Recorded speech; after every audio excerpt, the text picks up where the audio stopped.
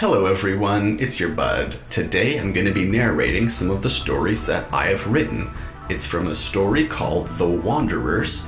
I have a prequel or prologue, and then I also have part 1 of the series. The Wanderers was meant to be a trilogy, and I have an overall framework of the story that I will revisit if this video gets views or likes, or if people just ask for it in the comments. I will do more about the full story I have written. For now though, we're going to start with the prologue or prequel titled Beginning of the End, and then we will move on to Book 1, Chapter 1. This was all inspired from me seeing the Avatar movie, which Avatar came out in 2009, so over a decade ago when I saw the movie Avatar for the first time, I was really inspired by Pandora and just by the whole idea of creating the whole story. I mean, I know it's just Fern Gully in space, but still, I really liked it, and it inspired me to start writing my own stuff. So this is over 10 years old. Forgive me if it's, written with like really immature language or anything like that, but I just finished doing the recording for the audio, and there were actually some pretty interesting things. So we're going to start with the prologue or prequel, The Beginning of the End, and then we'll move on to Chapter 1 of the Wanderers trilogy. So without any further ado, let's move on to the story. A large sun, bright and warm in the darkness of space, its heat radiated out for hundreds of thousands of miles. Circling it was a small planet, green, rich, and packed with life. The heat from the sun had reached the planet's surface and had brought the first light of a new day to this planet, where the warmth of the sun's rays had allowed life to flourish there. Trees that dwarfed the tallest structures made to mankind, that rose up to reach the height of the mountain's ranges, that had branches reaching up into the atmosphere where the air was so thin that very little life clung to the top branches. The planet was dominated by these structures of nature, and far down on the planet's surface, near the roots of these trees, the silence of the forest floor was broken up by strange calls and screeches of animals piercing the morning light that dappled the forest floor and bathed it in a gentle light. If one were to walk through the forest floor, one would find deep pathways carved into the earth, weaving through the lay of the land to the bases of the giant trees. Around the trees' roots were large structures that could barely be seen through the layer of vegetation growing upon them. Large stone temples grew to fill the spaces between the roots and throughout the lower trunk of the tree. Through small holes could be seen the movement of the early morning, passing through the openings throughout the tree. Around the back of the tree was a great ocean that stretched as far as the eye could see, some roots from the tree reaching right into the ocean's cool waters. The forest of the planet covered its surface and circled the outline of the ocean. On the far coast, in the shadow of the planet, the forest was alive with nocturnal animals, leaping and flying from their perches in the trees to hunt on the ground. Deep in the forest, flashes of light pierced the dark. In a small clearing, under a gnarled old tree, stood 3 figures.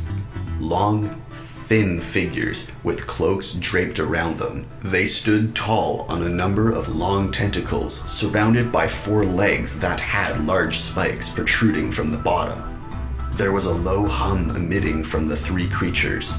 The sound was escaping through the lower part of their face, which was covered up by a thin layer of skin. They looked up into the sky in a trance and began to move about in a circle. The sun that the planet circled was very large and its heat immense, but out in the blackness of space, the light seemed to shimmer as if a wave had passed over its surface. Then suddenly, light began to burst out of the darkness and gathered in a ball, almost in the form of water, freezing to ice, yet still remaining as light or energy. Not too far from the small planet, as the ball of light and water got larger, it began to flatten out. It formed a large, thin disk floating in the middle of space, freezing, coalescing. Then a pointed object began to appear out of the light and water, which by this time had grown to such a large size. The shape got bigger and slowly moved forward as the tip slowly passed through the light and water. Small shapes darted through the light and began to form in a large group. Still, as the large point moved forward, they flowed out of the light, accompanied by larger ships and then even larger ones. The larger object that had appeared out of the light and water had by this time made the sun look like a tiny marble of light in the distance. The shape finally came to an end and came to a rest outside the large bright disk. The armada slowly moved towards the planet, the echo of the ship's engine sending shimmering pulses down the water-covered surface of the massive ship. The droplets were moving and shining with life when compared to the planet. Any of the droplets covering the ship made the planet seem like a tiny speck of light in the dark. Then, a small piece of the ship detached itself, and slowly water began to pull away from the ship towards the object. Once a ball of water had formed, the object began to glow a strange green light. In pulses, the light took over more and more of the water ball. A layer of green crystal began forming over the surface of the liquid and began building layer upon layer of solid material. In an explosion of power, the crystal ball moved forward, hurtling towards the planet. Crashing into its surface, it sent debris flying everywhere. A large chunk of the planet was thrown out into the open space surrounding it. Smaller pieces of rock following it out into space. The large ship's front began to glow. Then it shot out a liquid beam from its tip that slowly began creating a large glowing ball. The beam stopped and the ball flattened out. The ship began to move forth into the pool of light, accompanied by the many others surrounding it. Then, as the back of the ship disappeared through the disk, it slowly began to ball up again, the light still flowing through the liquid in the deep dead of space. Slowly, the rocks of the planet's surface began to move back into orbit around it and covered it up like many islands on an ocean sea. And that is where this prequel or prologue ends.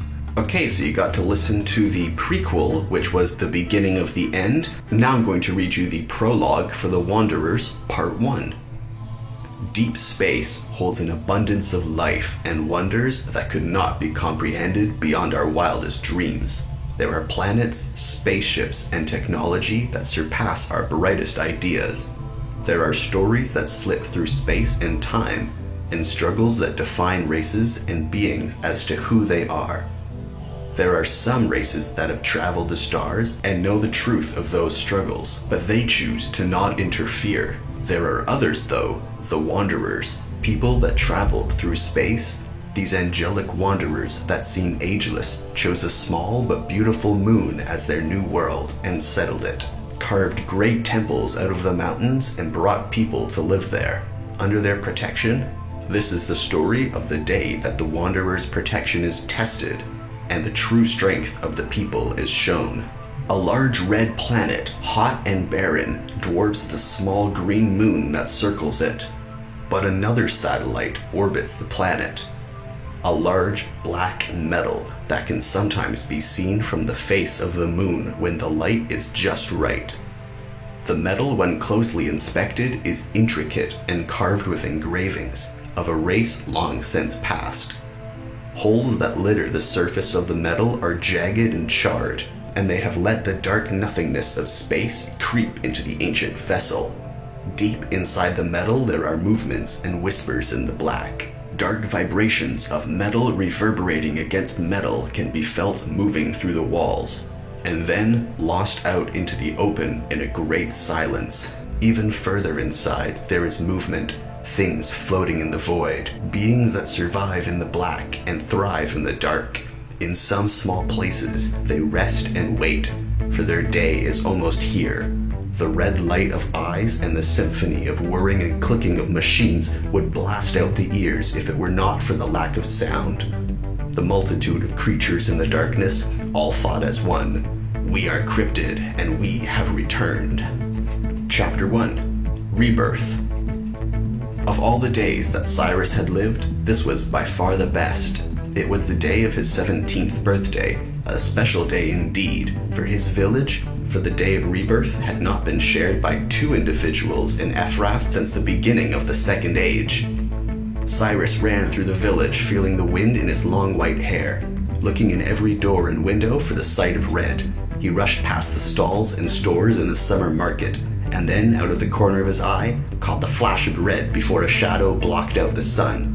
Suddenly he was lifted up and thrown into the air, only to be caught and pulled back upon the ground. "You may run faster than any in the village, but you have never found me before, brother."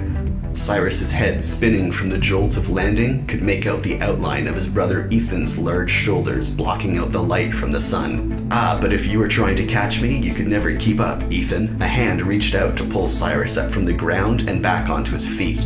"Come on, we should be at the temple by now, and it is on the far side of Ephrath. We have some ground to make up, unless you want a lecture from Abram about the sin of being late to your own party." Ethan started to jog forward, each step leaving a slight dent in the dirt trail through the village. In an instant, Cyrus was beside him, slowing his pace to meet that of his brother. Ethan stood a full foot taller than him and had roughly the same proportions of an ox. Cyrus, on the other hand, was no stronger than the saplings the brothers planted in the summer. Cyrus and Ethan were miracles to the small village of Ephrath. Twins were a very rare event indeed. When the two of them were born, their hair was as blonde as the summer's sun. But as they aged, the color seemed to fall out of Cyrus's hair and land in the flaming red of Ethan's. Their parents watched as the two grew up dependent on one another. Separated from the other children in the village, the bright red of Ethan's hair and the sheer size of him made the other children cast him out of their games and fun, further strengthening the bond between the two brothers. As they reached the temple, they slowed to a halt and straightened up the festive robes they wore for the rebirth ceremony.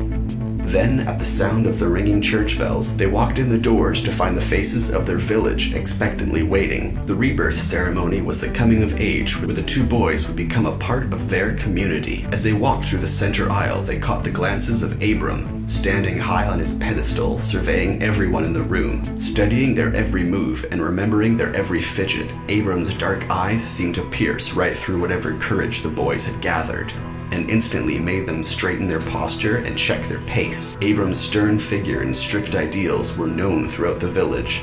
Children would jokingly lecture each other when coming out of the weekly readings. Once reaching the base of the pedestal, the two brothers turned around to face the rows of seated villagers. "We have come," boomed the voice of Abram. "Come to see the rebirth of these two boys." The word boys seemed to echo a little louder in the temple than the others. "Into two men." Cyrus looked through the crowd and found the gaze of two sharp blue eyes. A small grin formed over his face. "If Abram looks down and sees this," said Ethan, "then you're staying after the rebirth for some lessons." "The day of rebirth is a time of joy and a time of celebration," continued Abram. The echoes from the drone of Abram's speech were sharp in the ears of the brothers. "I have not been blessed with the opportunity of performing a double rebirth for a great amount of time, but no force on the face of Cephas could make Cyrus pull his eyes away from the beautiful Adina. Her beauty had captured him years ago and had held him under its spell since." Then a heavy hand pressed down upon his left shoulder. Cyrus quickly shot his gaze to the back of the temple in an attempt to hide his actions from the eyes of Abram. Maybe there was a force on Cephas powerful enough after all. "Now, if we may all rise to recognize the men that stand before you." Abrams continued his speech without a pause. Maybe Cyrus was fast enough to avoid being caught. "We see you as our brothers, we hear you as our teachers, and we join you as ourselves." The temple was filled with the chant, the sound reverberating off the arched ceiling. When the echo died out, Cyrus and Ethan said, "We see you, we hear you, we are you." "Now feast together as one," cried Abram, and the temple hall erupted with noise. As the villagers moved towards the door, to the awaiting feast outside, two figures rushed out of the crowd towards the brothers. Ethan moved forward to greet them as Cyrus stretched to stand on his toes to see the outline of Adina in the crowd outside the doors. "Come on, let's go," cried the two boys, who took off through the back door. Ethan and Cyrus followed after them. Once outside, the four boys quickly ran past the village edge and out into the forest beyond. Cyrus quickly overtook the three boys and ran forth into the trees. Jumping over roots and ducking under branches, he soon approached a tall, strong tree.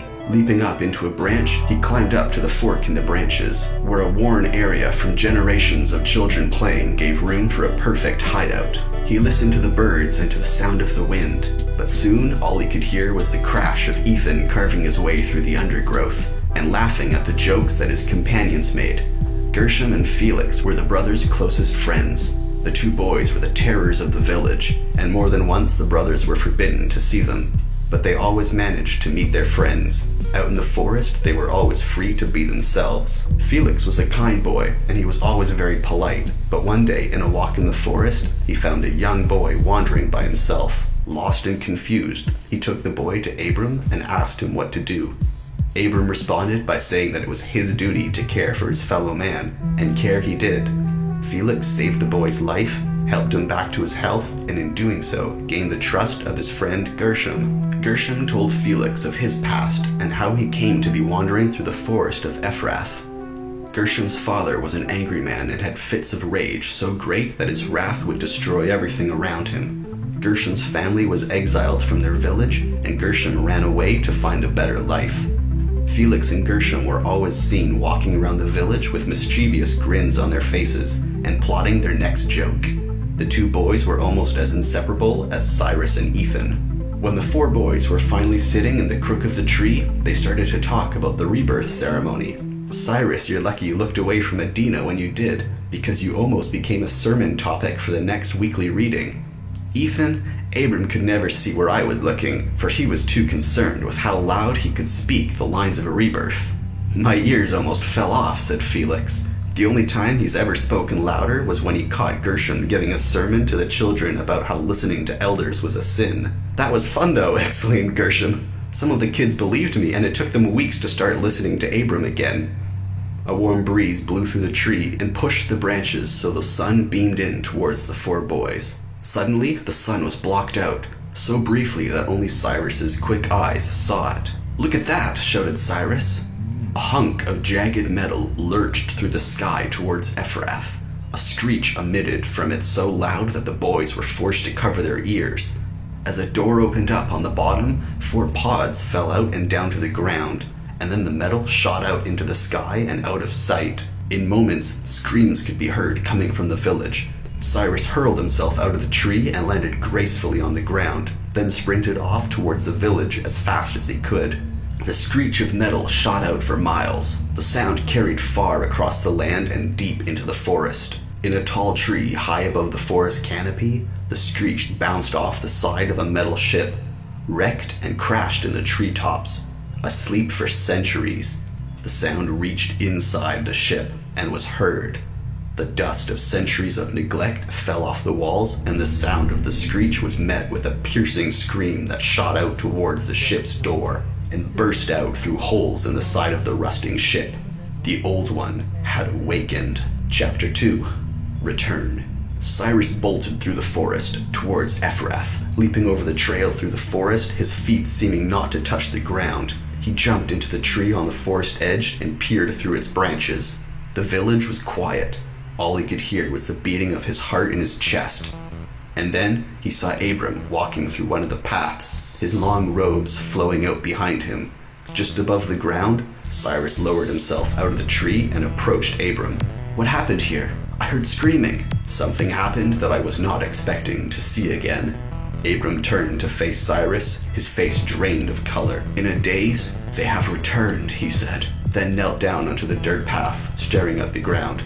The demons have returned. Then Ethan burst through the trees, pushing a small tree out of his path, followed closely by Felix and Gershom. What happened, Cyrus? Asked Ethan. Cyrus pointed to Abram and motioned for the boys to come closer. Many years ago, spoke Abram, we banished the demons from Cephas and sent them out into the voids for eternity. We sent them to hell so we could all live in peace on Cephas. But we must not have followed all the instructions properly. So we have been sent a reminder as to why we should not stray from the path, why we should lead lives of purity. We saw things fall from the sky into Ephras, exclaimed Gershom. What were they? Then, out of the shadow of a building, a voice came. We are Cryptid, messenger of our Lord. It spoke in a harsh metallic grind. Through the shadows, it motioned its hand forward, and 3 discs flew through the air and circled them, while a 4th disc shot out into the forest. Abram shot up to a standing position and stood facing the beast. Back, demon! You are not welcome here. The boys were truly thankful for the volume at which he yelled his threat. The beast laughed at Abram's threat. "Your magic will not work on me, priest." The metallic rumble of his voice sending chills down the spines of the boys. "I'm here to deliver a message. Fortunately for you, you cannot deliver it dead, so listen well. Your life depends on this message. Seraph has come back to claim this moon as his own, and to cleanse the people's mind of this sickness you teach them. We only teach them the values of truth, and the truth of values," screamed Abram. "One more word, priest, and I'll find someone else to deliver it." The beast stepped forward into the light, showing the hideousness of its form. A cape was wrapped around the skeleton of a metal man, grotesque and deformed, bits of skin hanging on to whatever flesh was left on this creature. "You will tell the rest of your kind and prepare for the arrival of us, to rethink your evil ways and to save yourself. But most of all, you tell Alexander to sacrifice himself for the sake of his chosen people." And then as quickly as it had appeared, the beast stepped back into the shadows and was gone. "Who's Alexander?" asked Felix. "No, wait," said Gershom. "What was that? It called itself a cryptid. What on Cephas is that?" said Felix. Abram started to walk through the village. "It is not from Cephas. It is a demon who has walked through hell and walked back out. A creature of great power, but of a misused mind." Abram walked through the village and turned a corner to the market square and paused, his robes waving in the warm summer breeze. "They have gone. We are safe," he yelled out into the square. Noises slowly crept out of houses again as people came out of their homes to witness what had happened. "Demons have come. They have returned from the beyond to send us a message. We must leave this place and go to Sichem, the home of the wanderer priests, and the safe house of this world." Cyrus looked up to his brother. The concerns of Abram's words had the village in an uproar. "We must journey to Sichem, and it is there that we shall banish the demons once again." The Old One flexed his arms and legs, moved the metal joints that had been still for centuries. He slowly moved towards the back of his shuttle, and it was there that he found a chest. Looking inside, he found a long, slender sword, 2 sharp, foot-long blades, and 2 curved blades attached to leather pads, all wrapped up in a long hooded cloak. He pulled the pads out and attached them to his forearms, with the blades jutting out a quarter of a foot past the edges of his elbow. He placed the daggers in 2 scabbards around his waist and placed the sword in one strap to his back. Then reaching over, he picked up the cloak from his chest, shaking out the dust, and placed it around his body. With the hood over his head, testing to see if his blades were all in reach, he moved towards the front of the cabin and crawled out a window into the light. Once outside, he stood up to his full height and let out a ghastly scream, announcing the world of his presence. A flash of light bounced out in the forest canopy. His keen eyes saw a small disc fly out towards him, whistling in the wind. As the disc approached him, it slowed to a halt. A crackle and pop of mechanics sounded out as a voice came out from within it. "Asaph, you have not been heard for some time. I was starting to wonder if you had failed your mission." "I am here, Lord," the raspy metal voice echoed out of his chest. "I am always here. I sensed your presence and prepared myself for your orders." Good, Asaph," the voice from the drone resumed. "I have sent a Zuba down to the surface to help you with your job, as you seem to have forgotten the time in which you were supposed to complete it. Remember the mission. The time is here. Be ready." With a pop of the speaker, the voice disappeared. The Old One stepped off the side of the shuttle and into the air and slowly descended to the forest floor, his feet coming to rest inches from the ground. Then with a thought, he shot forward through the air, as if being pushed by the wind himself, followed closely by the small metal drone. The village was in a panic. People were gathering their valuables and trying to fit all their possessions onto small carts and wagons. What few horses the village had would be in great demand over the coming hours. Cyrus rushed through the crowded village and ran over to a small house. He walked around the back and slipped in without notice. Then he made his way towards the center of the house through a narrow hallway. He walked past 1, 2, 3 doors, and at the 4th, turned to the right and knocked quietly. The door opened a sliver, and the blue piercing eyes of Adina filled in the space. "Come in," she whispered as she opened the door. She motioned to a stool on the far side of the room as she sat down upon her bed. "Why have you come here?" she asked. I have come to make sure that you are all right. A lot of crazy things have happened today. Yes, but if my father finds you here, he will make sure I do not see you anymore. A look of concern was on her face as she spoke the words. But I'm a man now. I have as much right to see you as he does. Besides, he does not know that I am here, and I needed to speak to you before we set off for Sachem. This might be the last time we can be together in private for a long time. He got up off the stool and sat down on the bed. Looking into her eyes, he pulled her into his embrace.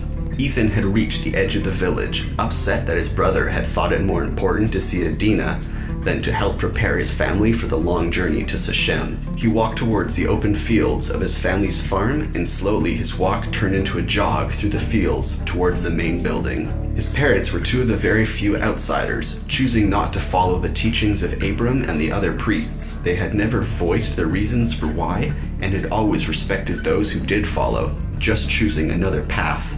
When he arrived, he opened the door, realizing that his parents were not in the village to hear of the demons, and that they would most likely be on the back porch in the sun for their lunch. As he walked around to the other side of the house, he realized the eerie silence that enveloped the farm. There were no sounds of birds singing in the trees of the orchard. There were no sounds from his parents making lunch, or even having a conversation. He ran around to the back of the house and was blinded, the bright sun reflecting off of something moving in the forest's edge on the far side of the field.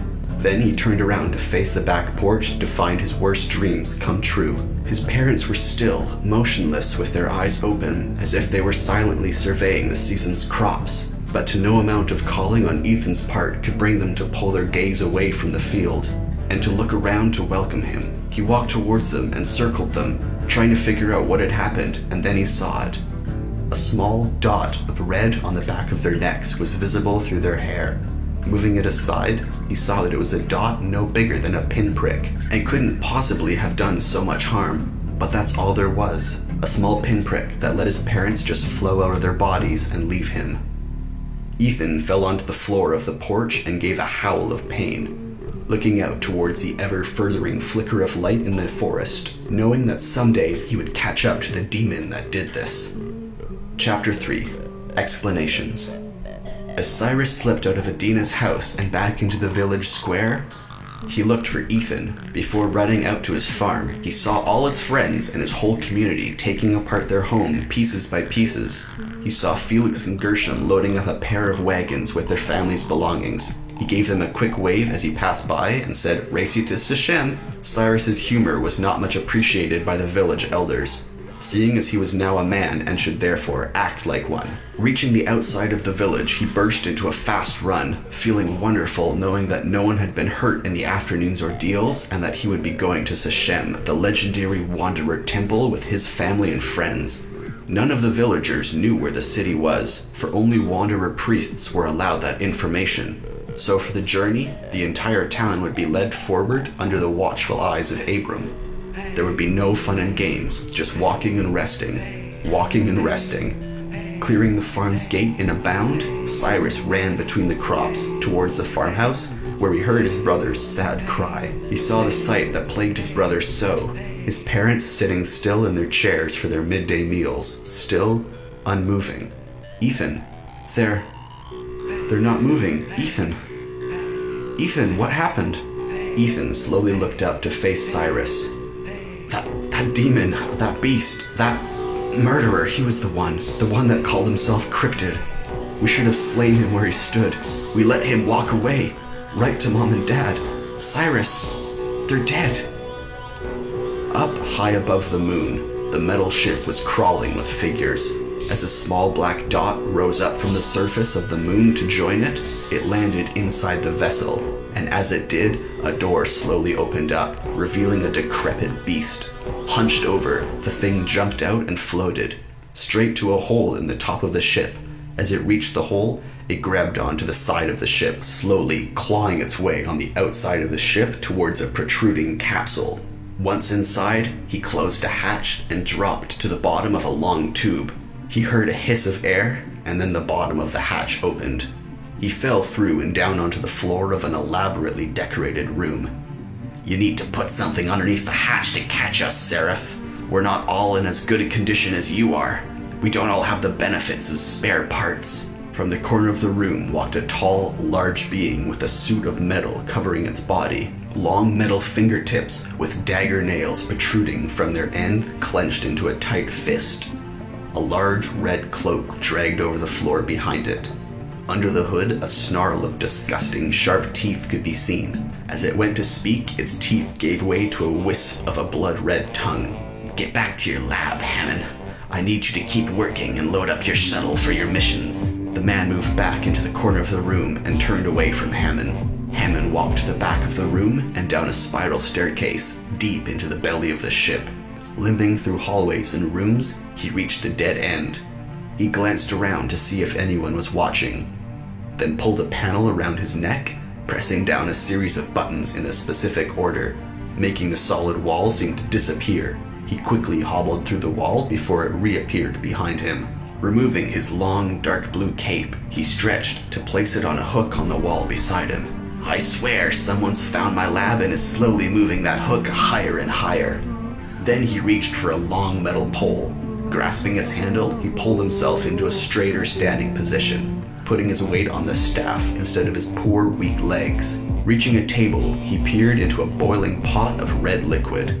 Seeing his reflection, hollow sockets were the only remaining evidence of eyes, now depending on the constant sight of drones. His right side of his body damaged in an explosion that sent a shower of acid onto his body, and the rest of his flesh had rotted away over the long periods of time he had spent on the ship. His right hand only having 3 of the original 5 metal fingers, but the acid was most effective on his leg, eating away at the joints that held him up. He had made himself a new leg, but had limited resources. His leg now consisted of a hollow metal tube with a clawed foot at the bottom. Moving forward, he reached a chair and sat down in it. Surveying his lab, the assorted books and gadgets that scattered the tables, pulling the staff towards himself, it emitted a groan as the wood slid across the metal floor. Instantly, loud clicks started coming from the wall, as if in response. Slowly, Hammond got up and moved across the room. The tapping started beating faster and faster. Then, the instant Hammond touched the wall, the sound stopped. He opened a small door, and a flood of movement poured out and flowed into a long tube on the other side of the lab. He slowly shut the door and walked back to his chair. Once he had sat down comfortably, he reached to his neck and flipped open the panel. Pushing another combination of buttons, his chair turned around and the wall slowly opened. As it did, the entire floor moved forward into an awaiting shuttle. Shelves and chests that lined the lab slowly moved forward into an awaiting space. Hammond pushed buttons and turned knobs. As all his possessions were latched into place and the grinding stopped and all was secure, he punched a final code into the shuttle and heard the slow warm-up of the engines. From outside the ship, latches and slabs of sheet metal slowly started to move apart from each other, creating a hole that was soon large enough for the shuttle to move through. It shot forth, shaking the mothership as it left, zooming towards the surface of the moon. From his vantage point, Sereth saw the shuttle moving towards the moon, his pale, lifeless eyes moving with the shuttle all the way to the moon's edge, where it disappeared from view as it circled around to the other side. On a tall hill overlooking Ephrath, Cyrus looked back over his home, seeing his entire life. His eyes gazed from the village center all the way to the forest edge on the far side of the village where he had spent many summer days. Out of the corner of his eye, he saw the vague outline of 3 boys approaching. Felix stood forward out of the group to come to a stand beside Cyrus, taking in the view. "We're sorry to hear about your parents, Cyrus. Ethan told us what happened. That psychopathic monster deserves the worst fate possible." Cyrus turned around to the faces of the 3 boys, with his departing village in the background. "Thanks, you two." Looking at his brother and his family, the people that he knew best, he motioned to the crowd that had slowly but surely been moving over the edge of the hillside. "Let's get this wagon moving and leave all this behind." The 4 boys walked over to the wagon, their new home for the next few months, and pushed it up the hill into the mountains, beginning the longest quest of their life. The birds in the trees were silent as 2 shadows flew past their nest. Animals hid from the silent beings that crept along the forest floor. The canopy blocking out most of the sunlight left a darkness pierced occasionally by beams of bright light that illuminated the floor in spotlights. where bugs would gather in swarms, flying all around each other in the heat of the light, the shadows moved past the bugs. A low hum of electronics was all that could be noticed. In the small clearing was a little village, isolated from the world, not hearing the calls of the wanderer priests to flee to Sachem. The two shadows slowed to a gentle stop as they reached the clearing. Stepping into the soft dappled light of the forest edge, their features were illuminated. A Saf and a Zuba stood surveying the village. With a quick look up to his drones, the two ran forth into the village. Azuba's drones flew above the village and started to make noise. People slowly moved forward out of their homes to inspect the alien sound. In the midday heat, they stumbled forth, tired and confused. They were so busy looking up at the sky that they did not notice the two figures walking from door to door behind the ever-growing crowd. Then both cryptids threw back their cloaks. The sound of ringing metal came forth as Asaf drew his long blade from his back, running towards the group as a high-pitched drone emitted from Azuba's arms and shoulders, as his fingertips straightened out and began to glow and his shoulders popped and raised up to the level of his head, and long slender tubes that wrapped around a large barrel protruded from the growing sections of his shoulders. As well, for his arms seemed to separate, large thick metal tubes jutted out to sit on top of his arms. Asaf leaped into the crowd, his blades flying about, as Azuba's fingers formed a glowing circle that sent beams of light towards each other, gathering power, then shooting it towards the group of the now terrorized people, accompanied by large, thin discs that shot out of the barrels in his arms, and small balls of light that shot out of the protruding tubes on his shoulders, surrounding the large barrels that were sending out a high-pitched scream, deafening the crowd, and sending them falling to their knees in agony. The drones flew off into the forest, and a few moments later were followed by the two standing figures in the village square, leaving the small clearing silent once again. Abram's long cloak flowed in the mountain air. The village was set up in a semicircle in the cool mountain tops. He paced back and forth between the rows of people as he spoke. He was telling the story of the birth of the first age, the dawn of peace, the story of the beginning, a story he was quite fond of telling. At the dawn of time, the wanderers set out amongst the stars, finding those worthy of living under their protection. Their home world was facing an end and they were forced to leave. They gathered all that was vital to life, the trees, the plants, and the animals, and set forth into the stars. Abram's tone of voice suggested that the noble quest for a new home by the wanderers and journey to Sachem were both of similar importance, and that we should all understand the relation he was trying to explain to the group. The meaning was understood by Ethan, who was listening to the story of the beginning as closely as he had every other time it had been told. Unfortunately, all relation was lost on his brother, who was busy trying to get Adina's attention without alerting the entire village of his doing so. He was moving his hands as if he was stretching, but his eyes were not as subtle. His stare matched the level of intensity that Ethan put into listening to Abram's story. Cyrus kept his stare on Adina, even as Abram's legs walked in front of his view. They settled on a small moon of a planet and carved great temples out of the mountains. They cast all demons off Cephas and lived happily, teaching the people they brought to the planet about the ways of life, and they prospered, living without fear of the demons' return. Abram's face was creased with concern.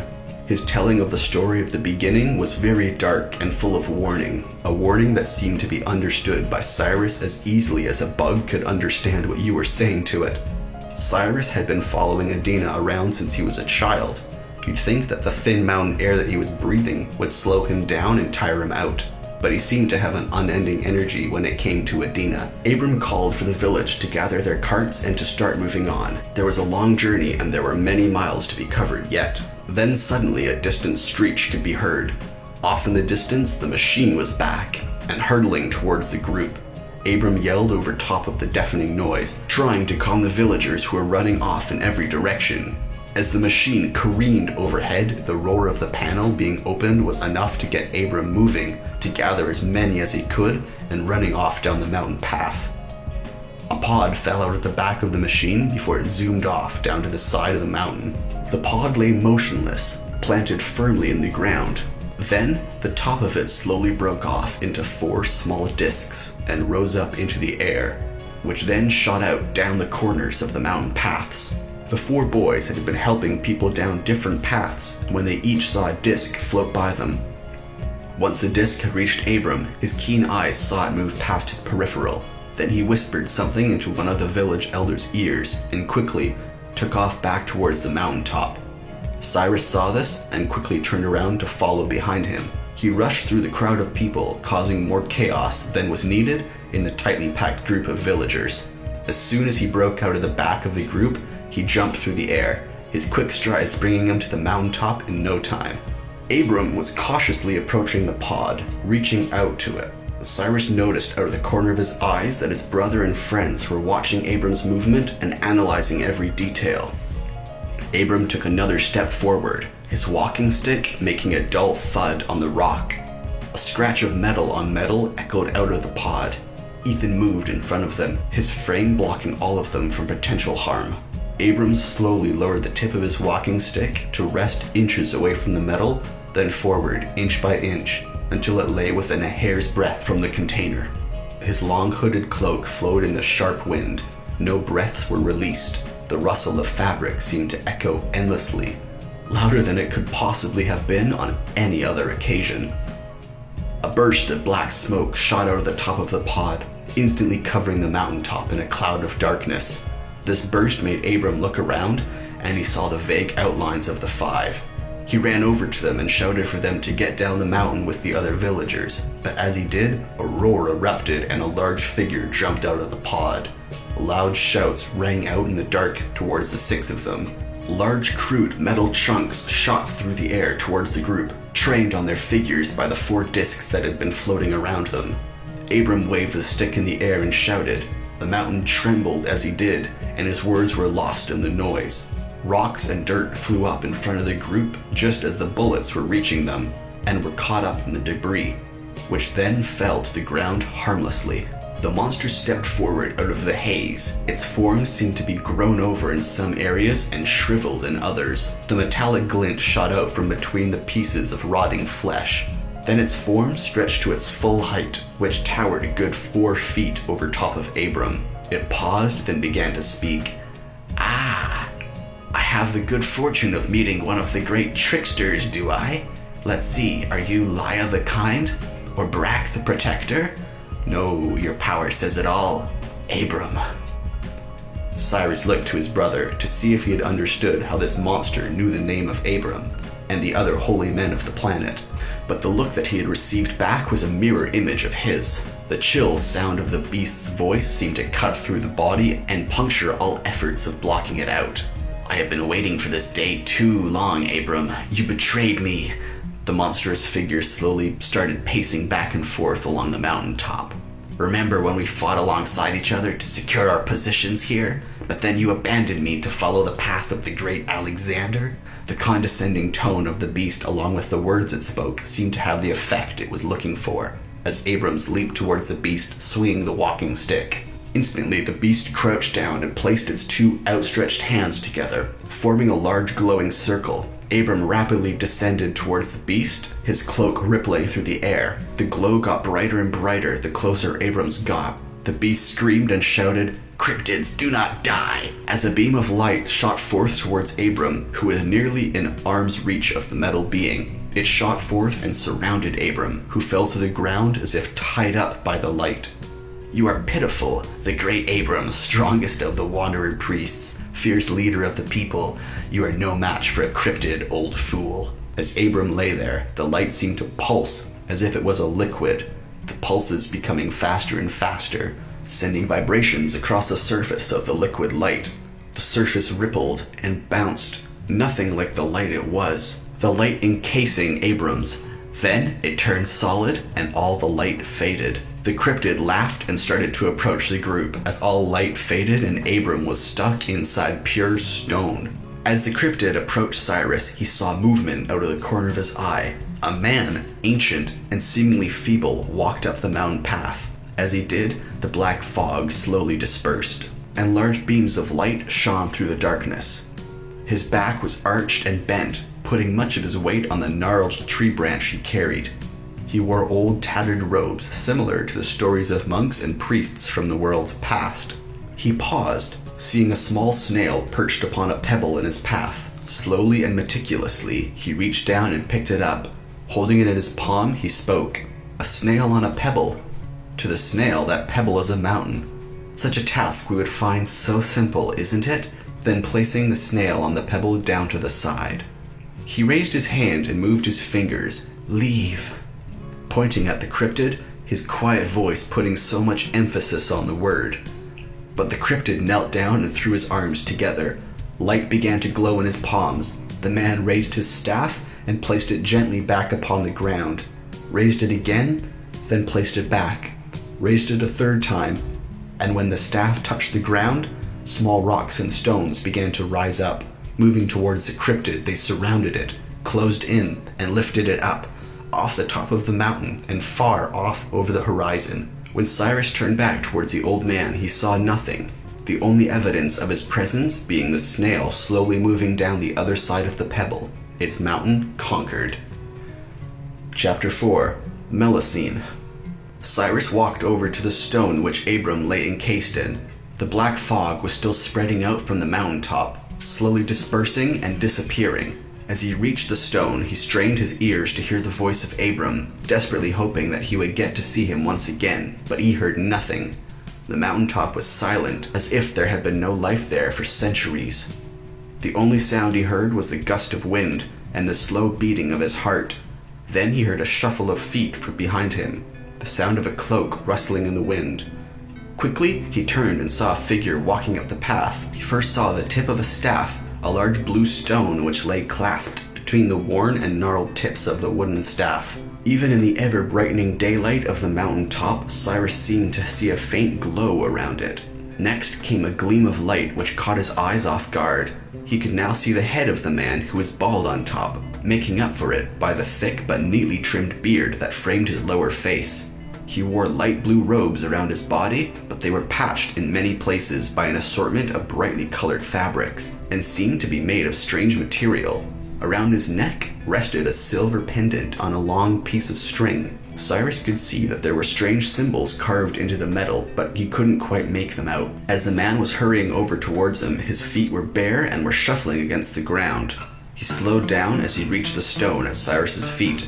"Move, move, move," he shouted. As Cyrus moved away from the stone, Cyrus jumped to the side as he approached. "I'm Liman, wanderer priest of Melusine." Cyrus had heard of Melusine before, but only fragments of tales that were told by the parents and elders of the village on occasional late summer nights. "The sea city?" Cyrus asked. "I can tell you about it later. Now we must help Abram," Liman started to chant. He whispered words that seemed not to be spoken, but as if they were entities, coming into existence, being breathed life. "Maduma das dumin, Maduma das dumin, Maduma das dumin." The words seemed to weigh down the air, which began to close about Abram's stone prison in the form of mist. Cyrus could see the mist moving in and out, condensing and dispersing, condensing and dispersing. He reached out a hand to touch it, but Liman wrapped his hand around Cyrus's wrist and looked at him when continuing his chant. The mist brightened. Cyrus withdrew his hand and stepped back. He could see that Liman was still mouthing the words, but there was no sound escaping his lips. Then Liman lay his hands upon the mist, and as he did, it hardened into a shell around the stone. He stepped back beside Cyrus. Then he raised his staff high above his head and slammed it into the ground, so hard that both himself and Cyrus were thrown to the ground. Cyrus looked around as he got up and saw Liman kneeling, his eyes intense on the stone. The stone began to shake. It raised up in the air and spun. It straightened out vertically and yet spun, faster and faster, until all the surface seemed to be smooth, so smooth. Then, as it began to slow down, Cyrus could barely see the decreasing speed of the object. It came to a complete halt, and then Cyrus saw movement under its surface, as if the stone was made of soft cloth. He saw a hand reaching out, grasping at the air, then another hand. They moved apart from each other as they stretched across the surface. Then there was a large crack that rang across the mountaintop. A bright light shot out of the stone, forcing Cyrus to shield his eyes, But when the light dissipated and he looked back, he saw Abram standing tall and proud, walking over towards him. "Leomund, I'm once again in your debt. How are you, friend? It's been many long years since we have had the pleasure of enjoying each other's company." Cyrus would not believe what was happening. In the past few minutes, a monster attacked Abram, trapped him in stone made of light, and then was banished by a seemingly feeble old man. Then Abram was released from his prison by the great wanderer priest of Melusine. But the thing that topped it all was the carefree smile on Abram's face as he greeted a friend from his past. Not once has Cyrus seen Abram smile this way. How strange. "Cyrus." Thoughts trailed off when Abrams turned to him and spoke. "Cyrus, this is Leomund, the priest of Melusine and the Sea City." All of Abram's former seriousness had returned. "He was a friend of mine when I was a boy, but we have not seen each other in many, many years." "Cyrus, has anyone else seen what has transpired on this mountaintop today?" Cyrus straightened up and looked over at Abram. "No, I was the only one who saw all of this. There were some strange discs that flew down the mountain pass, though. They might have gone towards the rest of the villagers." "Don't worry about those, son," said Leomund. "My son Armin took care of those, but you must not tell the others what has transpired today. One day you shall know what has happened and you will fully understand, but now just know that you will be told what you will need to be told." Cyrus caught a glimpse of something in his peripheral, and when he turned his head, he saw a beautiful creature, an animal that was so proud and gorgeous. A seabird soaring over the mountain tops. Its wings were motionless, but it still seemed to manage to glide, as if it could effortlessly see the wind and predict its every motion. The large bird landed and wrapped the talons on one of its foot around the top of Leomund's staff. It sat balanced by the grasp of one foot, and it had its other tucked underneath one of its powerful wings. Cyrus had never seen one of these up close. It was a very rare creature. In the readings and teachings, he had been taught how to respect and love for all of the animals of Ephrath that had been brought by humans from the first world. Cyrus walked back through the crowd towards Adina, Ethan, and Felix and Gershom, all of them looking to see where he had gone. "Where were you, Cyrus?" shouted Felix. "You missed meeting some of the people that live in Melusine. Wow, these are the people that traveled with priests, the people that know the lay of the land. Look, there's one of them there." Cyrus turned around to see who they were talking about, and saw a person walking towards him that he would never forget. And after I described that he sees a bird creature at the Sea City, that is where part 1 ends. Yes, that's part 1. There's a trilogy. There's 3 of these that I have some bits written for. I'm not going to go through it all. I might do the outline of the Wanderers trilogy. If there's some interest in these, I will record more.